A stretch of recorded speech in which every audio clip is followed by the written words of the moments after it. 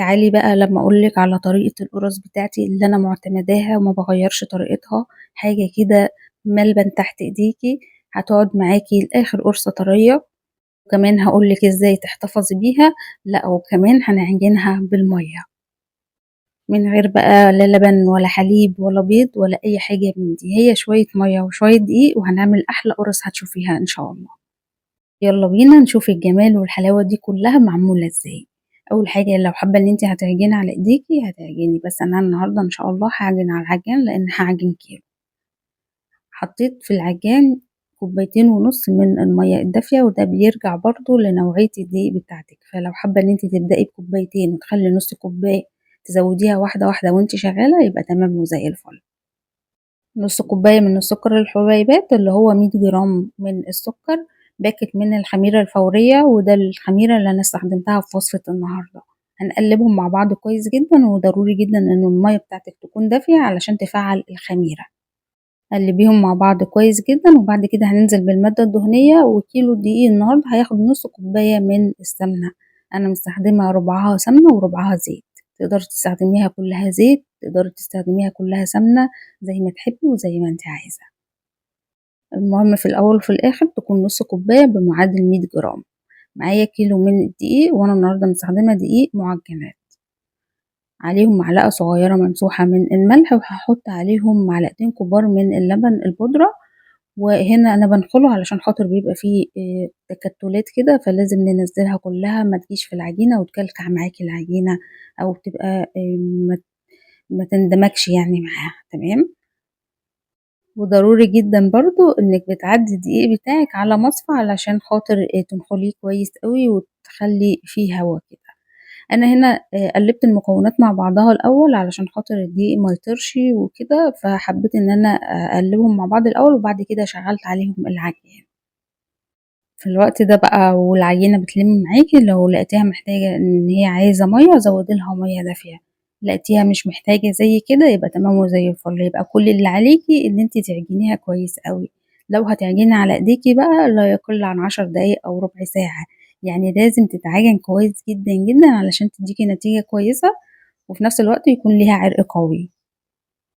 وده بيكون قوام العجينة بتاعة النهارده، عجينة طرية خالص، خالص، بس مجرد ما بتاخدي قطعة كده ما بين إيديكِ وبتشكليها بتلاقيها اتكونت معاكِ وفي نفس الوقت فيها تلزيقة خفيفة، والعجينة طرية جدًا، جدًا، ملبن كده تحت إيديكِ، تحسي إن هي سهلة وتحسي إن أنتِ تشكليها بكل سهولة، هي دي عجينة القرص المضبوطة معاكِ. وكمان العرق بتاعها بيكون قوي وأنا بافردها ما بين إيدي شايفين المطة بتاعتها عاملة إزاي، عرقها قوي جدًا، جدًا، ده المطلوب بتاعنا النهارده ودي العجينة اللي هتطلّع معاكِ أحلى قرص طرية إن شاء الله. ننزّل بقى العجينة بتاعتنا كده على الرخام علشان نشوف القوام المطلوب بتاعها وناخد بالنا أوي، صحصحي كده وركّزي معايا يعني، ما تناميش معايا في الفيديو، تمام؟ وطبعًا تاخدي بالِك ضروري جدًا زي ما قُلنا في الفيديو إنِّك تحطّي المَيّة بتاعتِك واحدة، واحدة، لإن كل دقيقة غير التاني، هي خدت منِّك كوبايتين ونُص بس من المَيّة، ممكن تاخد منِّك 3 إلا ربع، ممكن تاخد 3، ممكن تاخد 2، 2 وربع، المهم في الأول وفي الآخر توصلي للقوام اللي حضرتِك شايفاه ده. أول ما جمّعتها في إيدي شايفين التلزيقة اللي كُنّا شايفينها في العجان دي راحت خالص نهائي. خلاص كده هنجيب بقى العجين وهنرش رشة صغيرة كده من الزيت وهنغلف العجينة دي بالزيت يعني رشة صغيرة مش كتير، نحط عليها كيس نضيف ونغطيها الربع ساعة اللي أنا قلت لكم عليها لأن احنا خلاص الجو اليومين دول حلو فما تسيبيهاش أكتر من كده. وعلى فكرة الخميرة اللي إحنا شغالين بيها النهارده دي قوية جدًا، يعني حلوة أوي الخميرة دي، أنا ما كنتش باستعملها بصراحة كتير، بس بقيت إن أنا باستعملها حلوة، حلوة يعني، بتدّيكِ نتيجة كويسة وبتخلّي العجينة بتاعتِك تخمر معاكِ على طول. ما شاء الله شايفين العجينة عاملة إزاي، ملبن، حاجة كده في منتهى الجمال. ننزّلها بقى على الرخامة قدّامنا كده أو تسيبيها في العجان أو تسيبيها في الطبق زي ما هي، وابدئي خدي حجم القرصة اللي أنتِ عايزاه، 50، 60، 70 زي ما أنتِ عايزة. ونخلّي بالنا هنا من نقطة إن القرص لمّا بتكون معجونة بمَيّة، يعني الطريقة اللي إحنا عاملينها النهارده دي بتنفش معاكِ، يعني بتبقى زي الفينو كده بالضبط، فحاولي على قد ما تقدري ما تكبّريش حجم القرصة أوي، أو لو هتكبّريها يبقى وأنتِ بتفرديها ما تخلّيهاش تخينة معاكِ أو سميكة معاكِ، وده اللي هنشوفه دلوقتي مع بعض وإحنا شغالين. خلّص بقى الكمية كلّها وأنتِ شغّالة في الكمية كده وبتقرّطيها، حاولي على قد ما تقدري إن أنتِ تغطّيها بكيس تلاجة نضيف علشان ما تعملش قشرة معاكِ، والقشرة دي بتبقى في القُرَص في الآخر وبتغلّبِك كده وما بتبقاش شكلها حلو. كمان لو عايزة سطح القرصة ناعم معاكِ، بتحاولي إن أنتِ تعمليها ما بين إيديكِ كويس أوي، إن أنتِ تنعّميها ما بين إيديكِ كويس أوي، وكمان وأنتِ بتكوّريها كده بحيث إن السطح بتاعها يكون ناعم، وبعد كده بعد التسوية يكون ناعم كمان معاكِ، شكله حلو. خلّصت الكمية كلّها وزي ما قُلت لِك وأنا شغّالة غطيتها بكيس تلاجة نضيف زي ما أنتِ شايفة بالشكل ده، على طول على ما بتكوني خلّصتِ الكمية بتاعتِك بتكون أصلًا ارتاحت، أول واحدة ارتاحت معاكِ اللي أنتِ اشتغلتِ فيها، فعلى طول بنقوم جايين عاملين إيه بقى، بنجيب شوية من الزيت صغيّرين خالص شايفين أنا خدت على إيدي نقطة صغيّرة.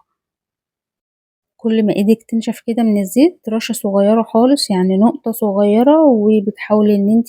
آآ تبطّطي بيها القُرَص علشان خاطر في الآخر تدّي القُرصة لمعة حلوة وتخلّي لونها حلو كمان. قدّامِك بقى اختيارين، يا إما كده تبطّطيها على الرخامة وبعدين تنقليها على الصاج وتضبّطيها برضه وهي على الصاج علشان خاطر شكلها ما بيبقاش متساوي، عشان تطلع بس مدوّرة كده وشكلها حلو، يا إما بتاخديها على الصاج على طول وبتفرديها على الصاج نفسه، تمام؟ تمام كده وزي الفل. وكمان الصاج بتاعنا مش بيكون مدهون أي مادة دهنية. خلّصي الكمية بتاعتِك كلّها، وعلى ما بتخلّصيها بيكون أول صاج كده في الصيف يعني وفي الحر بيكون أول صاج خِمِر أصلًا، فبتبدئي إن أنتِ تسوّي على طول. شايفة السمك عامل إزاي؟ لو تخّنتِ عن كده في الطريقة بتاعة النهارده هتطلع معاكِ كيكة مش قراص.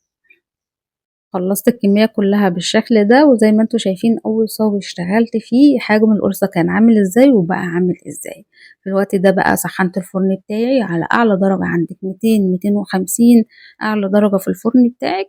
وبتسخّنيه حوالي ربع ساعة كده، وبتحطّي الشبكة في النُص، وبعدين بتحطّي الصاج، أول ما بتاخد لون دهبي كده من تحت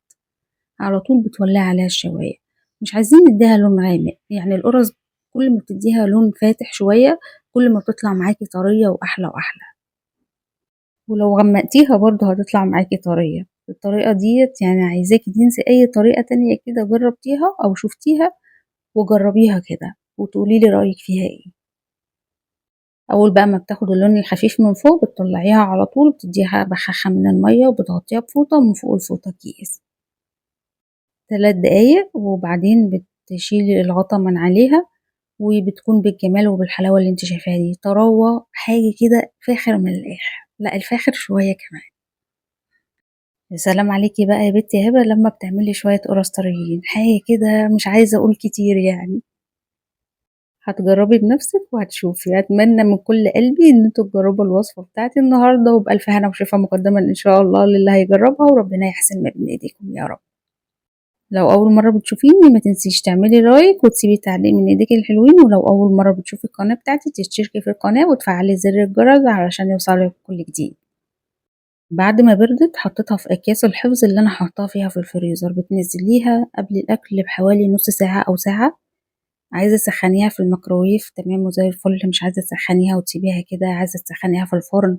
يعني دي حاجة ترجع لِك، المهم في الأول وفي الآخر هي هتبقى حاجة كده لوز اللوز. حطيتها في الأكياس، وبعد ما حطيتها في الأكياس كده سِبتها على الرخامة حوالي نُص ساعة، وبعدين ابتديت إن أنا أطلّع لكم قُرصة علشان أورّيها لكم بعد ما اتحطت في الأكياس كمان بقت عاملة إزاي. عايزاكِ ما تحكميش عليها إلا بعد ما تحطيها في الكيس وتقفلي عليها مثلًا نُص ساعة، ساعة، وتطلّعي واحدة تشوفيها عاملة إزاي، شايفين ما شاء الله، ما شاء الله، ما شاء الله يعني. وبالنسبة للدقيق اللي أنا استخدمته النهارده، استخدمت دقيق الضحى، حلو أوي زي ما قُلت لِك في القراقيش وفي المعجنات وفي الحاجات دي، بيبقى تحفة، تحفة يعني. ما تنسيش بقى اللايك ومعلش أنا رغيت معاكم كتير، كتير، كتير، بس أنا باحبكم جدًا، جدًا، جدًا، ربنا يخليكم ليّا يا رب، وبكده أكون أنا بقى خلّصت الوصفة بتاعتي النهارده، أشوفكم إن شاء الله في وصفة جديدة على ألف خير، والسلام عليكم ورحمة الله وبركاته.